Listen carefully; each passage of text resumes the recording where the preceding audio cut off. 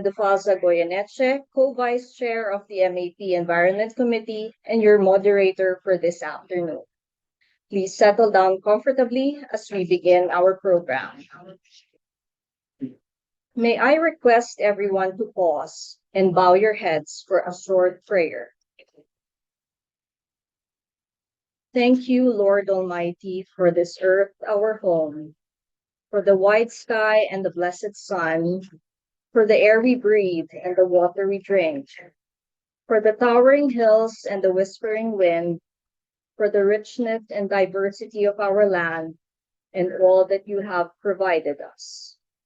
Heavenly Father, please awaken our minds and hearts for a productive webinar with the objectives of rising above and preparing for climate change and other risks now and in the future, so that we may achieve inclusive growth and sustainable development in our country. Eternal rest grant unto the souls of Pope Francis and Maria Milagros Casas, O Lord, and let perpetual light shine upon them. May they rest in peace. Amen. Amen. Let us now place our right hand on our chest and sing the Philippine National Anthem. Mga kababayan, ang pambansang awit ng Pilipinas. Kayang magiliw, ewas ng sinakalan, alam ng puso, sa titik mo'y buhay. Lupang hinirang, tuyag ka ng magiting, sa manlulupin, di ka pasisigil, sa gagatang tutok sa simoy at sa langit mong pagaw, ay hinatang tulad, awit sa pagkayang minamahal, ang isang ng matawag mo'y tagumpay na nagtitindig, ang bituin at araw niya kailan pang ay di magtitindig, luman ang araw ng walang pagsinta, buhay langit sa piling mo. Aming ligaya na pagkay mga amin, ang mamatay ng dahil sa'yo. For the welcome remarks, may I call on the chair of the MAP Environment Committee, who is also the president of Advanced Renewable Energy Inc., Dr. Reggie Casas. Good afternoon. Welcome to all our fellow environmentalists in today's webinar. Today we have a very unique topic, which is really the Manila Bay Rehabilitation Program, whose details will be shared later on now. And we have this webinar actually was in conformance with the just to introduce our organizational structure in MAP, that we're composed of 4 members of the Environment Committee. It's headed by our governor in charge, Rex Drilon II. And then we have Madam Chitwan, who served us 3 times as a governor in MAP. And we have, of course, from the Embassy of Denmark, we have Reza Defalza Goyeneche, who is also a moderator. And yours truly, I'm the renewable energy. And so my concern really is more on environment.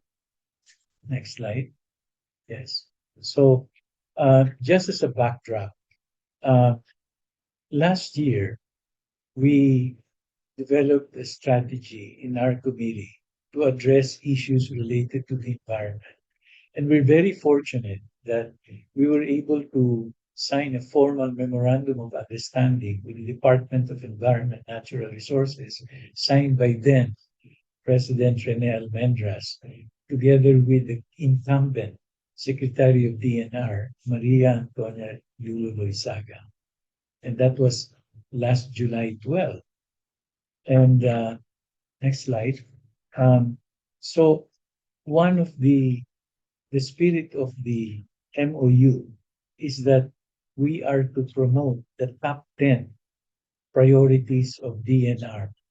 In the top 10 are clean air, clean water, solid waste, enhance, and so forth and so on. And then we were fortunate to have conducted three webinars uh, last year. First was clean air, followed by solid waste. Now, the clean air, uh, we had Crispian Lafo as our speaker, resource speaker. No? He's a founding president of Philippine Alliance Recycling Material Sustainability. And then the next webinar we had was conducted last August 16, which is practically 1 month after we signed the MOU. Our resource speaker was Chadbert Nico Aquino from the Quality Management section of the Environment Quality Management of DNR. And then the third webinar, we conducted it last November 5. And our resource speaker was Attorney Ray Tomas Fernandez Capitin, focused on enhanced national greening program. And so today, next slide, please, where we are trying to address, based on the MOU agreement, succeeding top priorities of DNR. So we have 7 more to go, but today we're fortunate to have our resource speaker, none other than Director Jacob Mainbat from the Manila Bay Coordinating Office of DNR. And our focus will be really to discuss many dimensions about Manila Bay to make sure that all members of MAP, next slide please, will be able to understand better the how to contribute to the environment issues, which is really related to worldwide issue now, which is climate change, and to ensure that the over 1,000 members of MAP, mostly in the private sectors, will learn how to be compliant. And being compliant, they can also avail of incentives. And being non-compliant, some of us might, face penalties. So today, we are blessed to have with us another resource speaker. And so we will now focus on Manila Bay Rehabilitation Program. Maraming salamat and welcome again to everyone. Thank you, Dr. Reggie. Before we start our speaker's presentation, please be guided by the following rules. As participants for this webinar, your mics are automatically muted and your camera or video is also automatically turned off, and you will not be able to view the other attendees. Please submit your questions through the Q&A button that you see on your screen. With the assistance of the MAP Secretariat, I will read your questions on your behalf. And lastly, in case you lose connection during this webinar, please join again by repeating what you did earlier in logging in. Dr. Reggie Casas will give a brief introduction of the speaker while his profile is being flashed on the screen.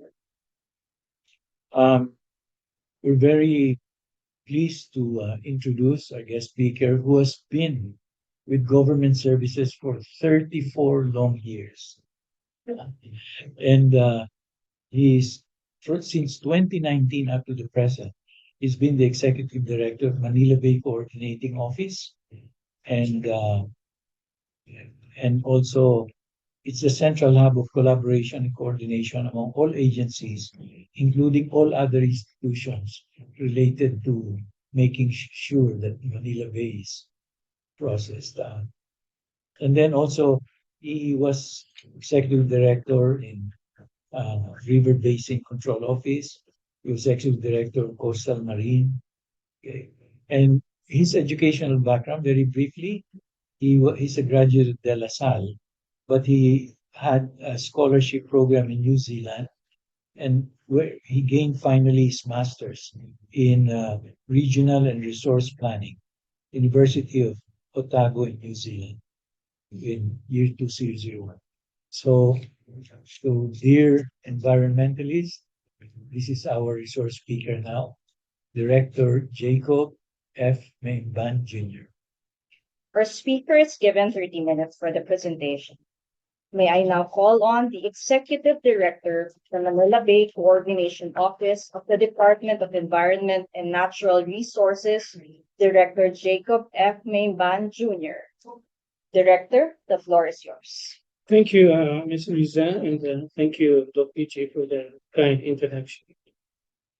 This is the outline of my presentation with a brief background, legal and structural framework, and the Manila Bay Rehabilitation Program.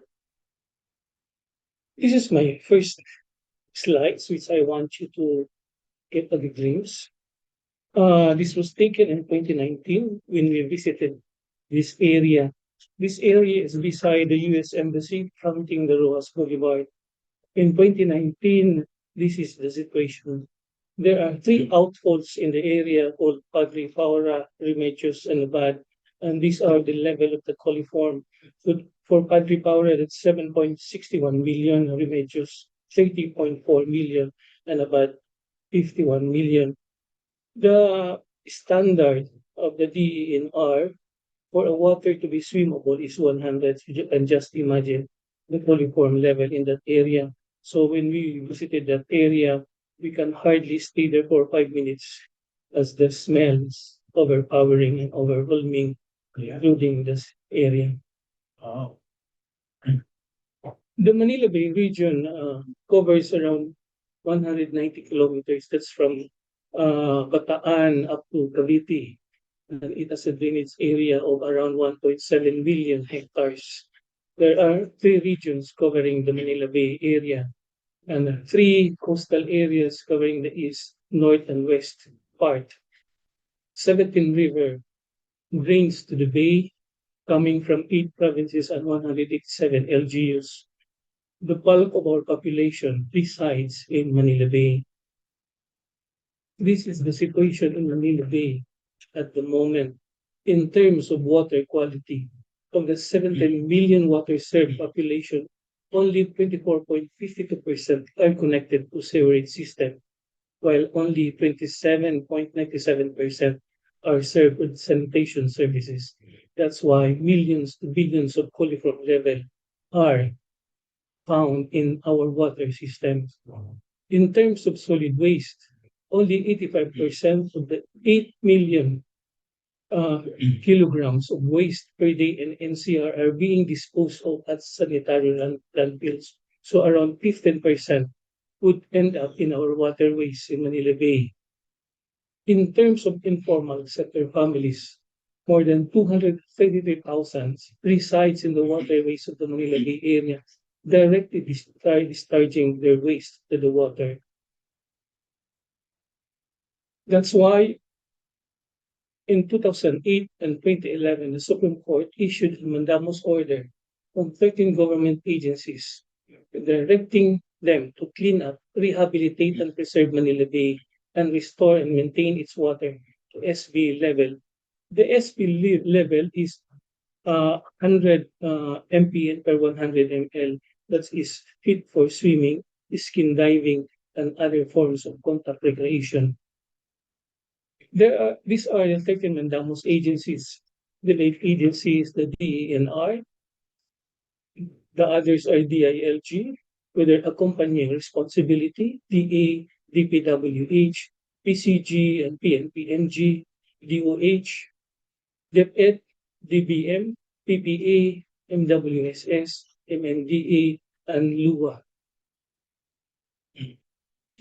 In 2019, an administrative order was issued expediting the rehabilitation and restoration of the coastal and marine ecosystem of the Manila Bay and created the Manila Bay Task Force and added additional agencies, the Department of Tourism, PCOO, Maynilad and Manila Water, NEDA, DSUD, and DOJ. We have implemented an implementation plan in order to rehabilitate and clean Manila Bay in accordance with the mandamus order of the Supreme Court. Phase 1 is clean up water quality improvement, which we are doing now, resettlement and rehabilitation, and also we are doing it now. And phase 3, protection and sustainment, which we are also doing. We didn't put any timelines on the matter as it's been a daunting task. but we are looking forward that for phase one, for example, it would take us more than 15 to 20 years. And for the whole pieces, it would take us around 30 years. These are the summary of accomplishments from 2011 to 2018. So for liquid waste, more than 19,840 establishments were inspected. 7,000 notices of violation were issued against establishments. On solid waste management, more than 87,000 cubic meters of solid waste were collected. On the issue of informal settler management, around 437 kilometers of easement were delineated and around 68,000 ISFs were relocated. On the habitat and ecosystems management, around 34,000 bamboo seedlings were planted. On the liquid waste management, since 2019, we were able to establish sewage treatment plants. Two are operational now. That's in Manila Bay Walk with a capacity of 500 liters per day, and STP Libertad with a capacity of 10 million liters. We have around 7 STPs that are in construction in progress. San Juan River, Vitas River, Las Piñas River, Pasig River between tributaries Ilugin to Taguig and Pateros, Pasig River between Estero Tangi to Estero de Pandacan, Maytunas Creek, Estero de Binondo, and we are planning to put additional 4 in the coming next year. Valencia Pumping Station, Quiapo Pumping Station, Estero de Santa Clara, Estero de Maypad. These STPs are located in strategic places where hotspots for high coliform levels can be found in the waterway. This is the Manila Bay Walk projects, as you very well know. The Manila Bay Walk is the hotspot for the priority areas of our rehabilitation because it is the place where the place of Manila Bay is being located. So we have accomplished 100% and completed as of June 2021 and May 2022 the beach nourishment phase 1 and phase 2, or popularly known as the Dolomite Beach.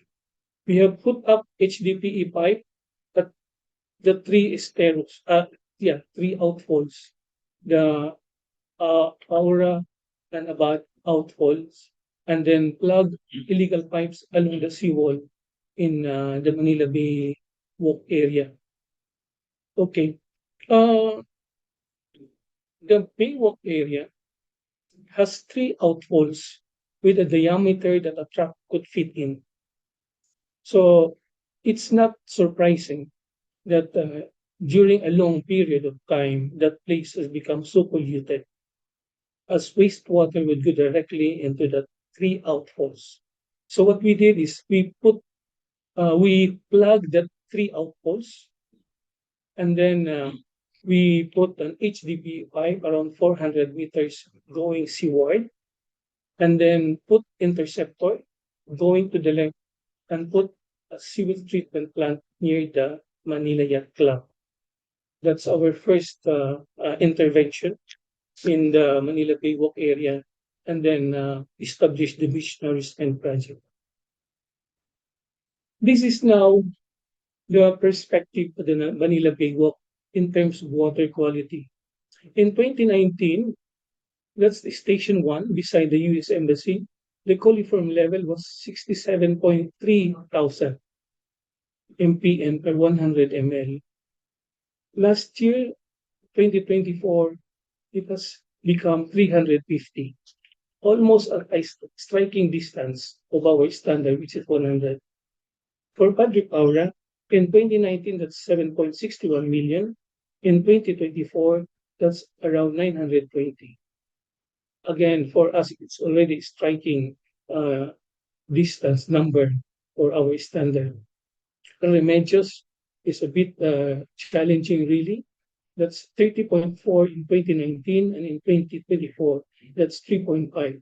But we did, but it's a significant drop, even though.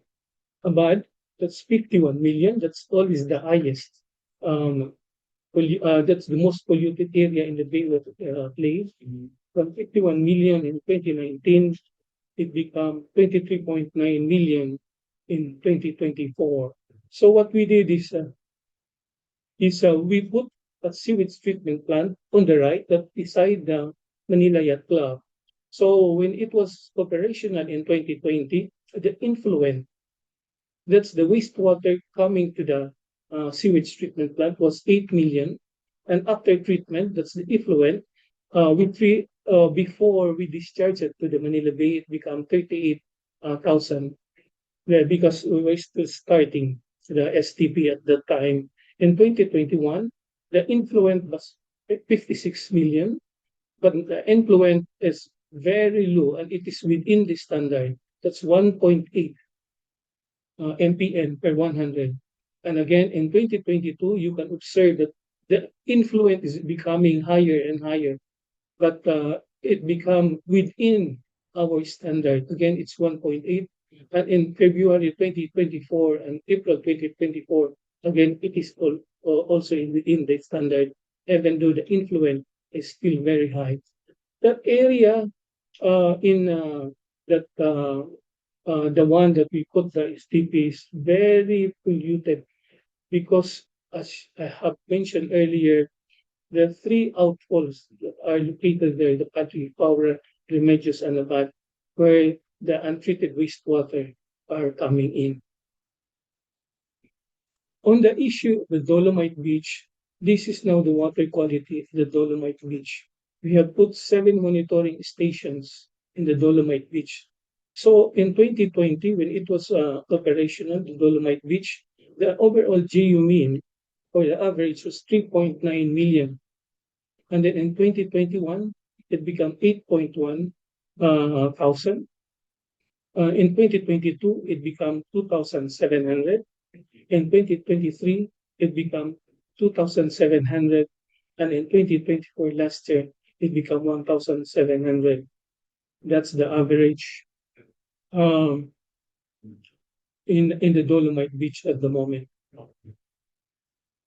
So what are we plan to do in order for the area in Manila Bay Walk, the Dolomite Beach, to be swimmable? So we want to do 3 things in collaboration and partnership with our other agencies and partner organizations. We will be doing a saturation drive with LLDA Manila and LG Manila, uh, covering residential and commercial establishments at the Malati Ermita area, uh, to check if some of these establishments are not yet connected with the sewerage system of Manila. So we'll be doing this year. Then we'll do the upgrade and increase the capacity of the STP at the Manila Bay Walk, because at the moment it's only 500,000 liters per day. And we are doing close coordination with Manila and Manila Waters to heighten campaign on the connection of houses and establishments to their sewerage systems. And hopefully, we will be able to make the Dolomite Beach swimmable in the near future in accordance with the mandates as stated in the Manamus Order of the Supreme Court. For the other areas covering the NCR Region 3 and Region 4A, we are monitoring and doing interventions on the bathing beaches and river mouths. So in 2012, for example, for the bathing beaches, the average is 25.4 thousand MPN for 100 MPN. And then in 2024, it became 1.9 thousand, 1,900.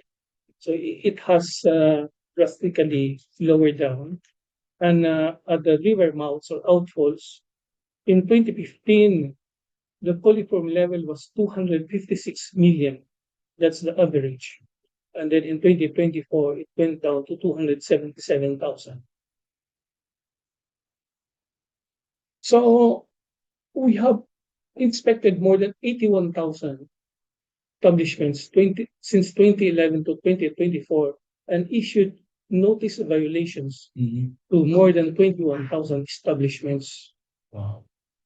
So some of you who know some of the famous restaurants along the Ruas Boulevard, for example, we closed some of them and issued cease and desist orders of around 350 and closed 191 ex parte. It means we immediately close if that establishment really has high coliform level of discharge. In terms of the solid waste management, we have desalted in cooperation with the DPWH more than 1 million cubic meters of sludge or dredge material since 2021 up to the present all over the Manila Bay region. These are some of the places that we did desalting and dredging. Manila Bay Walk, Las Piñas, Libertad, May Kawayan, Pasig, and Paranaque River. San Miguel Corporation has been helping us in terms of cleaning the waterways, especially in the Pasig River.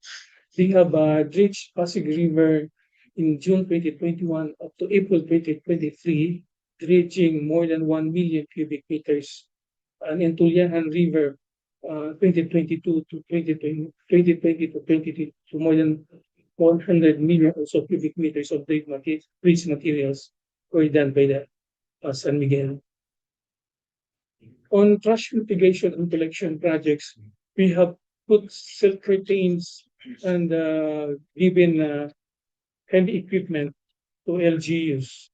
So, for example, you have donated 21 units of backhoes to LGUs for them to help us in desalting their waterways. On waste collection, since 2011 up to last year, we have collected more than 511 million kilograms of solid waste or garbage from the waterways of Manila Bay. Again, MMDA is helping us in terms of waste collection. MMDA was able to put and desalted 367,000 linear meters of waterways and collected more than 1 million kilograms of waste.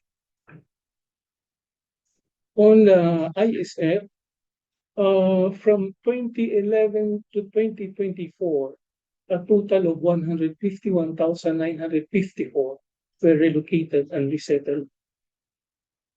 That's for the combined 3 regions of Manila Bay. These are some of the resettlement sites by the National Housing Authority of Lishud, Lubao Resettlement, for example. At the moment, as of March 2025, all 1,000 units are already occupied. For Masantul Housing, 928 units are occupied as of March 2025, and 975 units are ready for occupancy for 2025 at the Maribelis Resettlement Project. Also in Bulacan and in Tarlac, all are occupied also. We have put some linear parks along the easement areas of the waterways after resettling the ISF. So from 2020, we have established around 32 linear parks all over the 3 regions. For the habitat and ecosystems management, we are maintaining and protecting around 1,000 hectares of mangrove in the 3 regions. Region 3, 4A, and NCR. These are the remaining mangroves in Manila Bay and 9 ecotourism sites. In terms of fisheries, Manila Bay is still thriving in terms of fisheries. A total of 9,940 metric tons of fish catch were recorded by DAB FAR. That's from 2019 to 2024. This is the Manila Bay perspective at the moment, and these are the interventions that we have put. On the right is the Dolomite Beach. On the left is the Dolomite Beach. In the right is the sewage treatment plant in the Manila Yacht Club. We have put a fence there, a white fence, if you are passing by, because still a lot of people would enter the area and use the place as a toilet. So we still have to control that place. So from my first slide, which with the three outposts, this is now the place in the Manila Bay Walk, or we call the Dolomite Beach. So this is taken last year. So in Padre Paura, that's 920. Remedios is 3.5 million, and Abad is 23.9 million. So when we visited that place in 2019, we didn't see any marine life in that area, in that place. Since we rehabilitated that place, marine life has returned in that area. So on your lower left is the Manila clams or halaan. It's good to know that Manila before is exporting halaan to Singapore. That's why it's called Manila clams. And it has returned to the Dolomite Beach onto that area. Bani-baniera yung isda na nakukuha ng mga fishermen then, but it's an unauthorized fishing, and we do not permit it at the moment because the place is still under rehabilitation, and LG Manila has declared that place as a no fishing zone. A green sea turtle has returned in 2022 in that area. So since we opened the Dolomite Beach, more than 4.4 million visitors has visited it. Around 110,000 are foreign tourists. 30,000 volunteers from over 100 organizations have collected around 20,000 sacks of garbage. 9,600 students from 40 schools and colleges have visited the Manila Bay of Dolomite Beach, and more than 15 universities and colleges have conducted water sampling and prototypes testing of their equipment in that place. It has become a vibrant place in Manila. So, as the Mandamus order has instructed us, we only not just have to clean the waters of Manila Bay, but it should be for other contact recreation activities. So the place now is being used as a dragon boat regatta and kiteboarding activity. We have hosted 15 dragon boat races and a kiteboarding activity since its opening in June 2022. So this is my last slides. So this is now the place. This was taken last month, March. May isda. Aray. School of Fishes can be found in that area.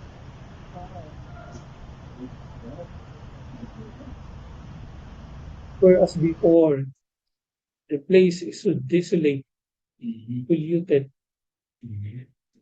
So, on behalf of my secretary, Secretary Maria Antonia Loizaga, who really worked on my presentation even last night. I'm really so grateful for my secretary. It's hands-on. I would like to thank everybody for listening and my presentation. Maraming salamat. Thank you very much for your presentation, Director Mayban. I think it's really interesting to learn more about the Manila Bay and the rehabilitation program. I think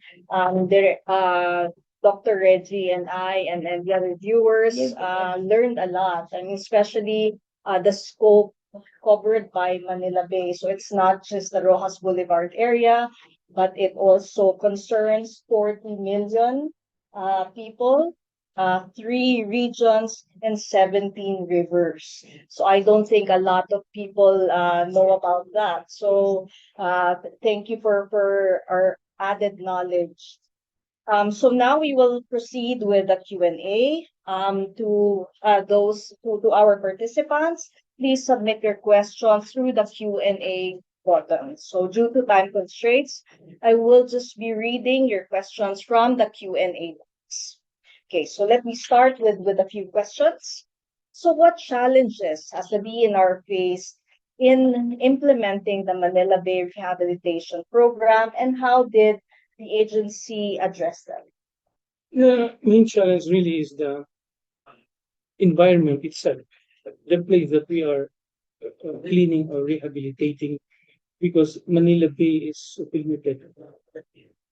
It is a highly corrosive area. So billions and millions of polycom to be found there. Working there is really a challenge. And since 2019, uh, two of our people died of heart attacks. One official was stricken with he got stroke, Mhm. and then another one got history colorectal cancer because of stress and pressure. So it's really the main challenge there. The place itself. Before funding was the challenge, and then the collaboration among the agencies. That funding now is not a challenge anymore. So we are working more, putting more emphasis on partnership, collaboration, uh, and that's how we face the main challenge. Uh, Okay, so again on challenges, while we're on the subject, we have an attendee who has asked, what have been the main regulatory or operational challenges in aligning the 13 mandamos agencies toward effective integrated water and sanitation outcomes in Manila Bay? we have this so-called OPMBCS, Operational Plan for the Manila Bay Coastal Strategy. So it's being submitted to the Supreme Court, and it's a 5-year plan. And in that plan, we have four KRAs: that the liquid waste management, solid waste, ISF, and then the habitat. So we have targets, and we have indicators for that. So that's how each mandamos agencies work on their targets and their mandates. So, for example, the DENR is the lead agency, and we are leading, and we are the focus of liquid waste management. Solid waste is being led by MMDA, for example. DPW, which is the one handling on the clearing of waterways, DILG on the local governments, and NHA on the relocation and resettlement. DA for example, the habitat or the fishing in that area. So we have that plan, and we have put funding and people on there. So you've already done a lot, no, in terms of the rehabilitation project. But what other measures or policies do you think should be implemented to improve the rehabilitation program? And how can the local and national governments help? Okay. In Mandamos order, the Supreme Court only instructed the 13 government agencies to work on the rehabilitation and clean up the Manila Bay. But based on our experience, we need the cooperation and the collaboration of the local government units. So as I have told you before, there are 187 local government units in the Manila Bay region. So if these 187 LGUs would be actively working on the rehabilitation, it would make a lot of work in improving the cleanup in Manila Bay. So I think we will be working on that. Uh, we will be recommending it to the Supreme Court if the LGUs could be part of the mandamus order. Okay, thank you for that, sir. So the two water concessionaires in Metro Manila are actually MAP members, and I believe some of them are listening in today. So we have also been made aware that they have invested a lot in expertise and technologies for the water sector. So can you tell us more about how their efforts have contributed to the rehabilitation of Manila Bay? Maynila and Manila Water has been a very good partner with the Manila Bay Task Force. They have been very active in doing their part, especially in the sanitation and the sewerage aspect. For Manila, for example, they are very active with us. So they have been working in putting solid STPs, for example, in Estero Magdalena, for example, and they are been working, and I think it's already completed the sewerage system in the Malati Ermita area. And then we are now at the thick of discussion, exploring for them to operate our two STPs. That's in STP Baywalk and STP Libertad. That's for Manila.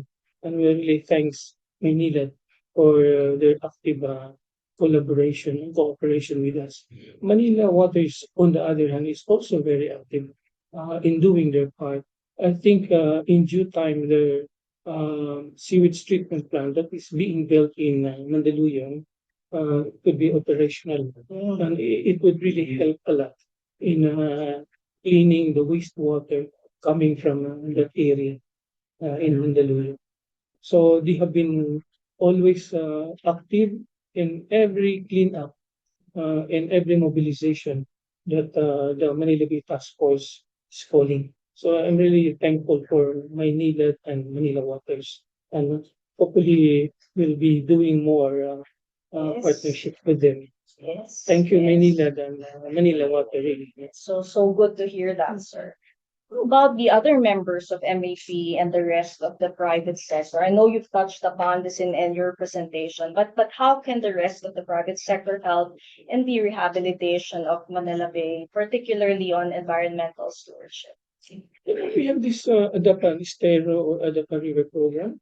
Uh, I think some of your members could adapt some steros that are really that really needs some protection and rehabilitation.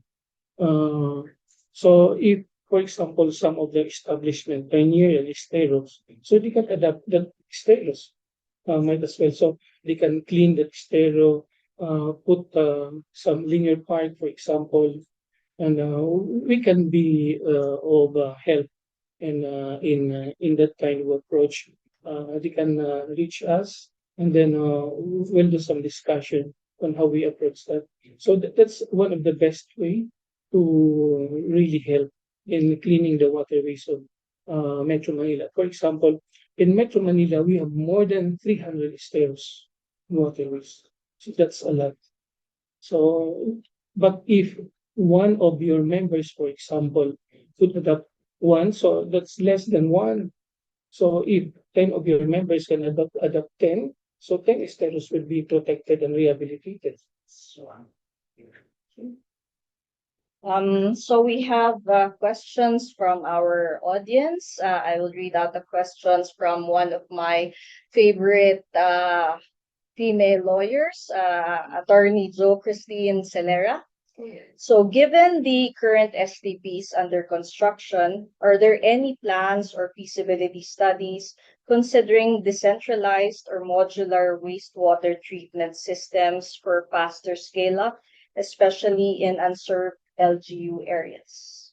yeah, the one that we are putting really in complementation with Manila Waters and Manila STPs also. We put our STPs on hotspots areas. So, for example, Manila Bay, because we really need to clean that area. Libertad, for example, San Juan River, which is one of the dirtiest, San Vitas, where these slaughterhouses are located. So we are, that's why we are really uh, looking forward for the LGUs to be really an active collaborators in the cleanup. And some of the LGUs are really also working to that direction. For example, LGU Manila is very active in the cleanup of Manila Bay.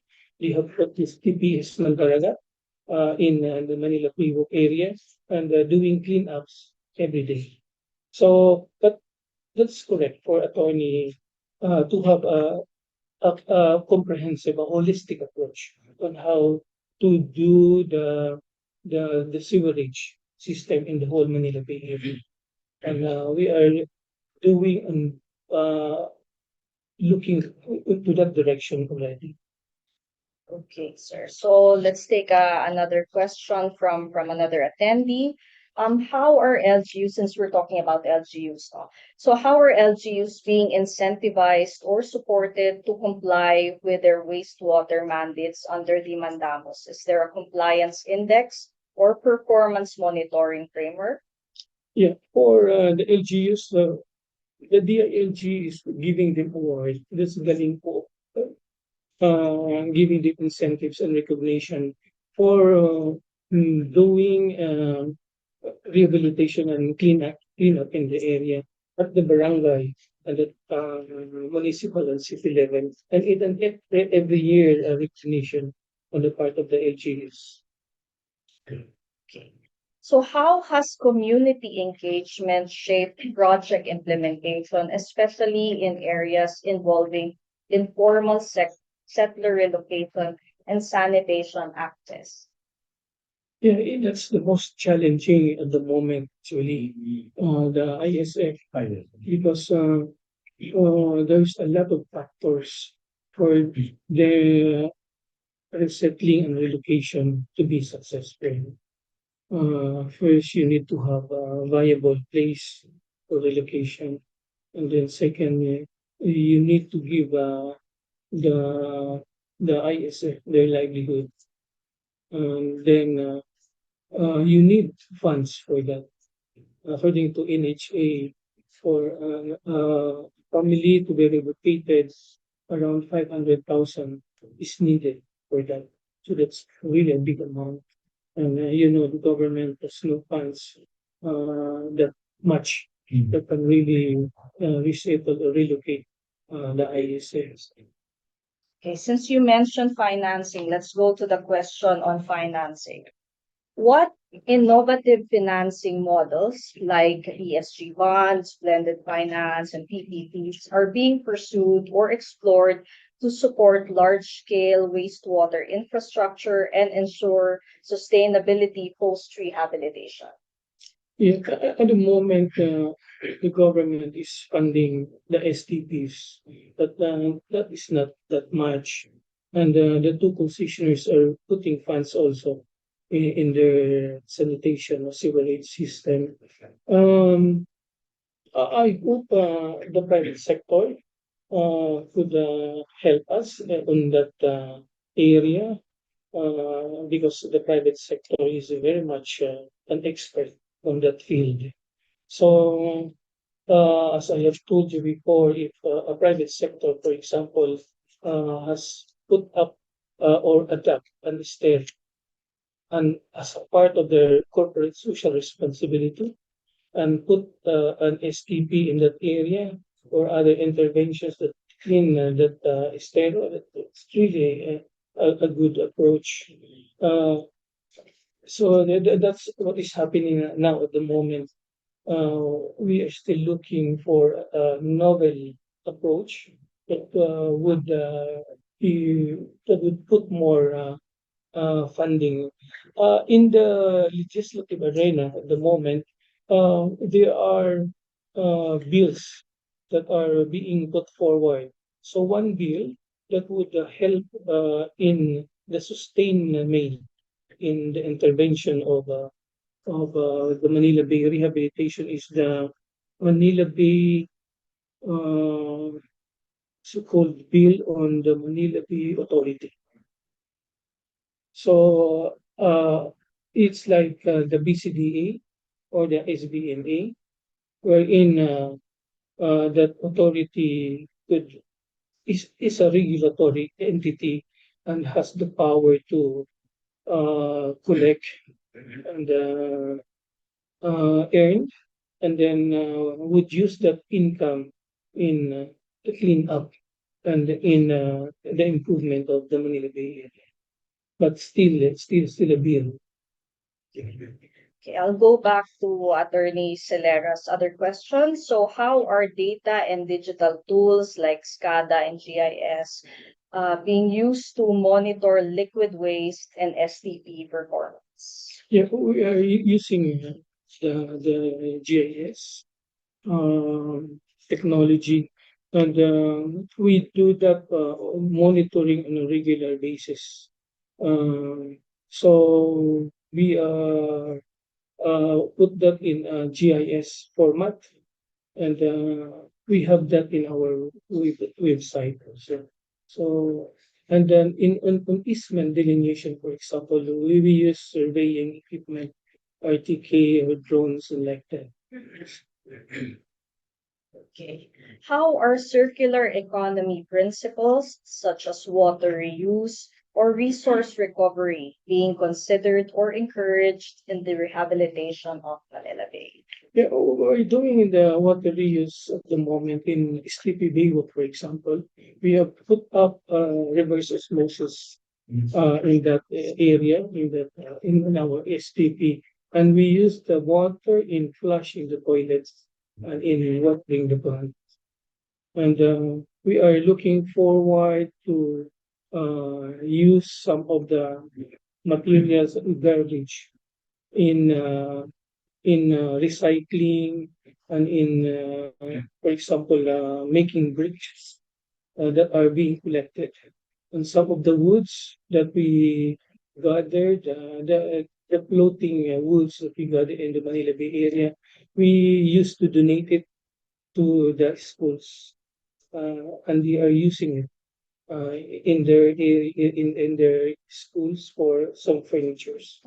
Yes. Okay. So, a question from my fellow Army reservist, Madam Karen Batumbakal de Menesia. So, what about the reclamation in Manila Bay? Has this been halted around the previous Sofitel area and other places? Yeah, as much as I can, as much as I want to answer that question, I would like to disappoint you. My office is not involved in the reclamation activities, so I'm really sorry. So, there we will part the other question also on reclamation. So, maybe we can invite the PRA next time. Yes. Okay, so from your experience overseeing the Manila Bay Task Force, what lessons and policy levers would you recommend for a utility or private sector player trying to scale inclusive and climate resilient wash services by 2040? Yeah. Yeah. The the the garbage that we are collecting on a daily basis are plastic. Plastic. And these are products coming from companies. So if this company would have an in situ or a program that would lessen their products, the use of plastics in their products, that would be a great help in the beginning. That's always the case. And then second is the Mandalos order is really centered on liquid waste management, that the water pollution, and we are really asking our establishment, the companies, the corporate world, to have their own STPs.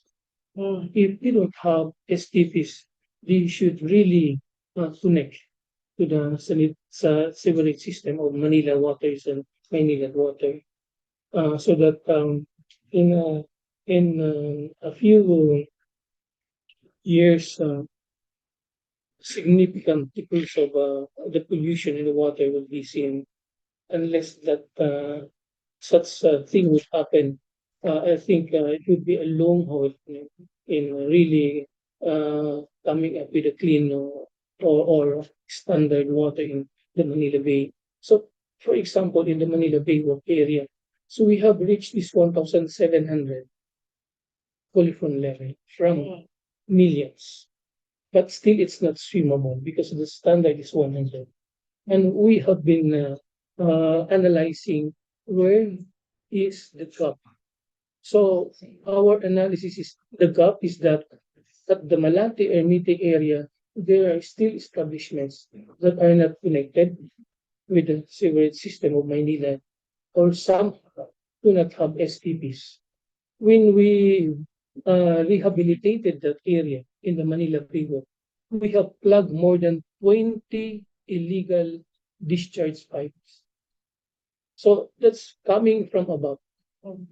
So that's why we are asking our corporate partners, the corporate world, to be very responsible, especially in discharging their wastewater, because that will always end up to the Manila Bay. Okay. I think you have already answered his question, but maybe you can add more information, sir. So despite all the efforts and expenses invested into Manila Bay for more than a decade, it is still highly polluted. Are we addressing the sources of pollution and pollutants along the waterways flowing into the bay? And please cite accomplishments. So this question is being asked by Mr. Salvador Serafin Jr. Yeah, the hotspot or the priority area when we in 2019 was the Baywalk area, and at that time, millions coliform has been registered there, and the place could not be used by the people, even for sunset viewing. And after 5 years, we were able to transform that place into a vibrant open space. And data would show that a lot of people has enjoyed that place. More than 4 million people have enjoyed the clean air at that place. It's sea breeze that they can breathe now, and they can enjoy the Manila Bay sunset, and you can enjoy the white sun while walking, and you can see people there jogging and walking, whereas before you cannot hardly see them because of the smell.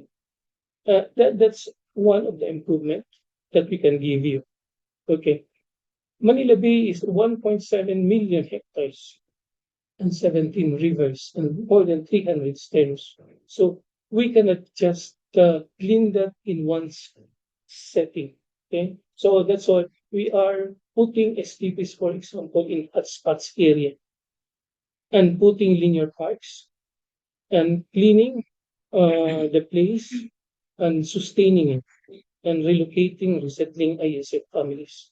So our request with the public is that to help us, because Manila Bay is for us. It's for our children. Okay? So it's not just the government. The government cannot just that much, cannot do just that much. So, but one thing we have observed since 2019 is that some of the behavioral change that we were able to observe, especially the people who come to visit the Manila Bay of Dolomite Beach, you can hardly, or you haven't seen them throw garbage. Mhm.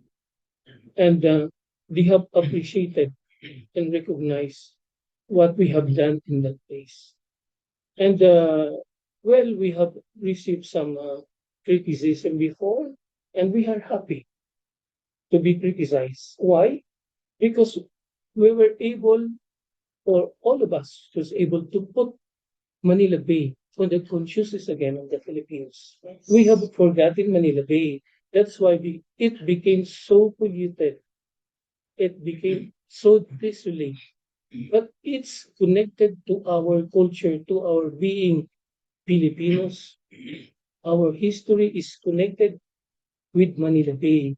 So when they criticize us because of Manila Bay, we welcome it because we have put again in our consciousness Manila Bay. So let's work for that. No? Let's work in cleaning Manila Bay again, and let's make Manila Bay again worthy of us being as Filipinos. Very nice, sir. So, there's a question here related to the Dolomite Beach, and you showed a very nice picture earlier. So, parang Boracay, sir, no?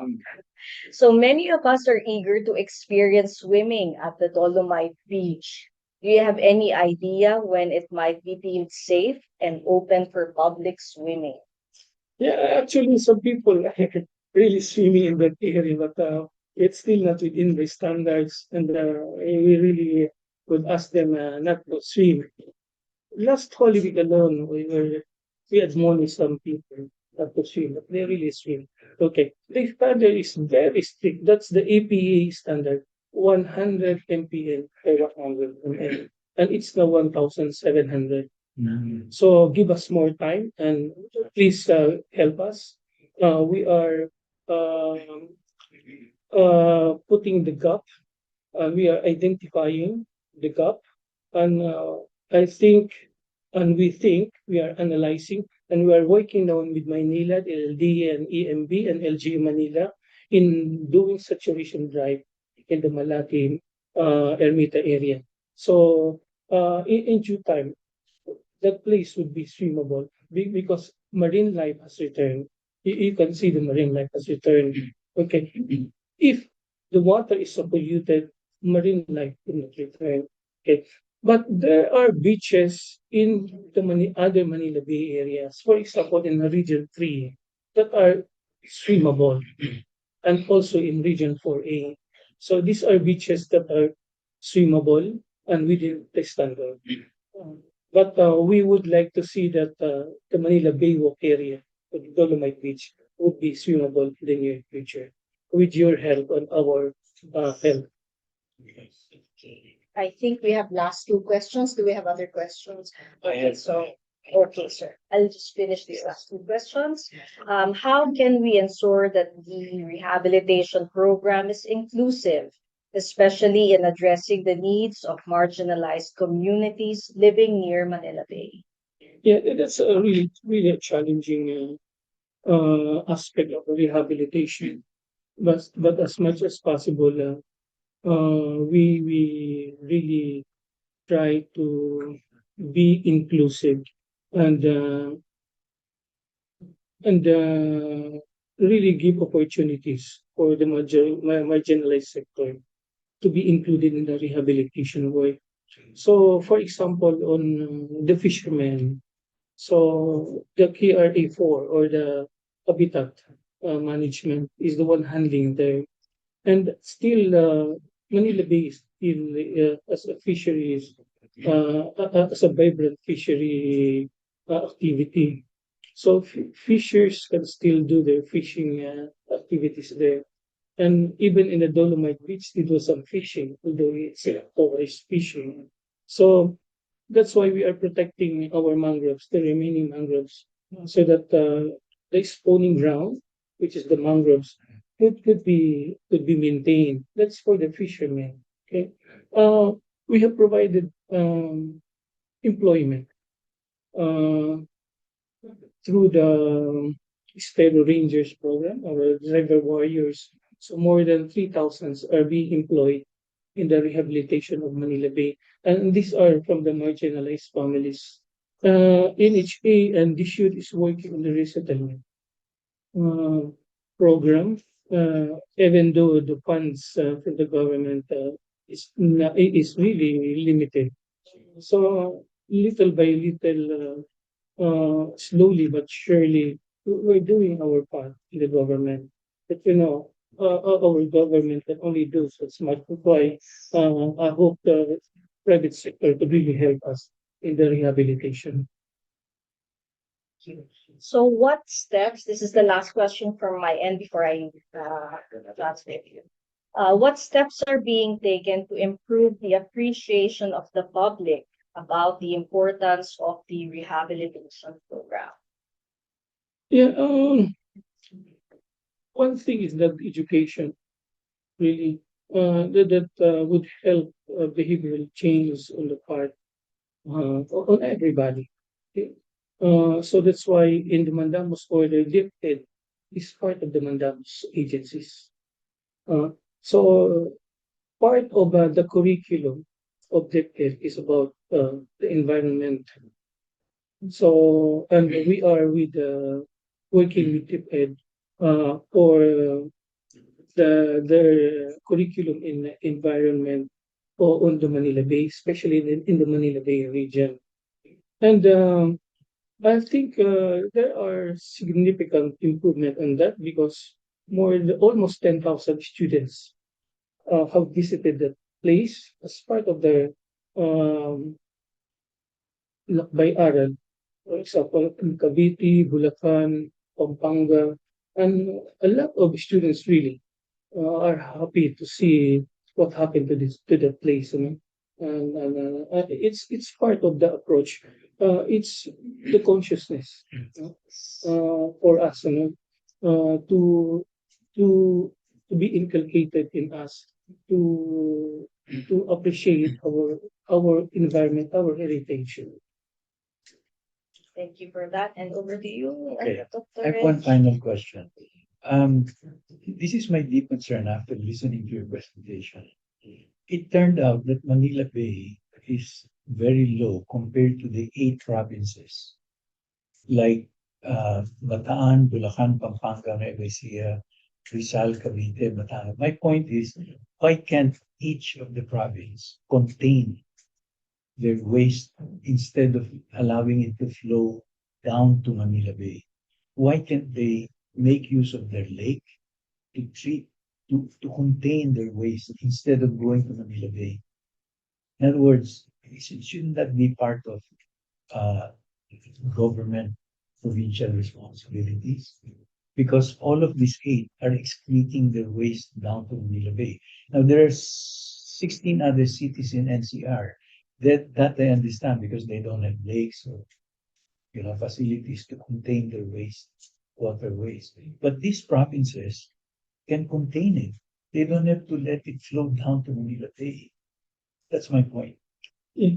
Um, some of the LGUs are doing that, and they have to follow the existing environmental laws. For example, the Clean Air, the Clean Water Act, or the Solid Waste Management Act. So you have to put the sanitary landfills, and they have to follow the general effluent standards in the areas of concern. Some of them have been putting trash traps and like that um, in collaboration with us. Mm, it's really a challenging issue.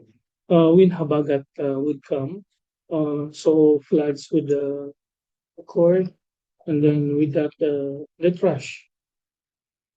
I must admit, it's still a long way for us to have this responsible attitude from the Philippines go through trash or who would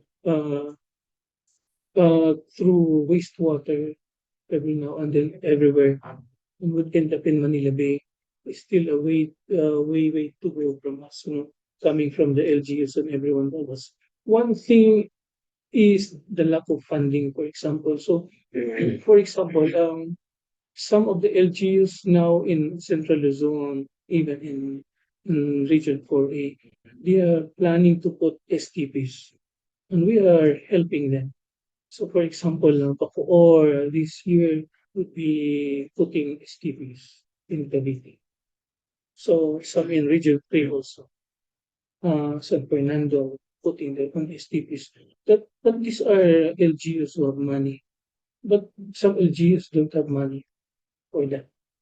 So that's why it's a long way to go. But I think Lua is also doing their share in cooperation with some of the service providers. So Maynilad and Manila is doing their share. Okay, we have forgotten and we have not worked uh, or intervene actively in the cleanup of Manila Bay for more than 2 decades. Wow. So since I think of 3 decades since 1970s, and the problem has accumulated. Okay, and it's only now that we are again very active in the cleanup, and it's because of the mandamus order of the Supreme Court. It's good that we have this administration that is putting more funds. Okay, the Marcos administration is putting more funds in the rehabilitation on Manila Bay. And our DNR Secretary Luisaga, is very much active in really working to make Manila Bay really in in line with the Malamos order. So because the DNR is the lead agency of the Manila Bay Task Force, so the political will is there, the funding is there. I think the cooperation from the public is also there, but we really have to upscale them and be consistent and have to be sustained. So we will come to that, Dr. Reggie. Yes. And because we have not been working much actively for almost 3 decades, it's only more than how many 5 years, Yes. and this administration is very much helping and supporting this endeavor. The First Lady, for example, is working actively in rehabilitating Pasig River. And Pasig River is one of the main arteries of Manila Bay. Yes. And that's what we're experiencing now. Cleaning, rehabilitating, and really developing Pasig River. And that's ends up in the whole endeavor to really make Manila Bay clean and vibrant again. Okay. Did that answer your Yes. question, sir? Okay, thank you very much, Director Mayban, for sharing your time and expertise with us today. We really learned a lot. And thank you for answering and responding to the very challenging questions from our MEP members and guests. So now may I call on Dr. Casas to award MEP's token of appreciation to Director Mayban. And we'll ask you to stand with us. Yes, sir. For and in behalf of the management of the Food of the Philippines, including the Environment Committee, we'd like to thank the Department of Environment Natural Resources for having shared with us insights that has really given us a lot more wisdom and knowledge of how to address our environmental issues, especially addressing worldwide issues of climate change. And so, thank you so much. We learned so much today, and we look forward to gaining more wisdom and knowledge by pursuing the other remaining top priorities of DNR, enlightening our members, enlightening our members on on issues related to climate change. So maraming salamat. And this is from MAP. Thank you. Thank you, Dr. Reggie. Thank you. And Sir Arnold? yes, and this is from the Environment Committee. Wow. Thank you, thank you, thank you, thank you, thank you. Maraming salamat. An And also honor and a privilege. to your staff, thank you for your assistance. And thank you also for Sir Arnold and the staff for your support. Maraming salamat sa inyo lahat. Thank you po. Sir Honke. So for and in behalf of the Management Association of the Philippines, I would like to thank the DANR Secretary Maria Antonia Yulo Loizaga Yes. and all other DENR officials and resource speakers for supporting the MAP Environment Committee's programs to raise the level of awareness in preserving our beloved environment. Yes. And finally, to all our beloved MAP members and guests, thank you for joining us. Thank So you. today's MAP webinar is now adjourned. Thank you.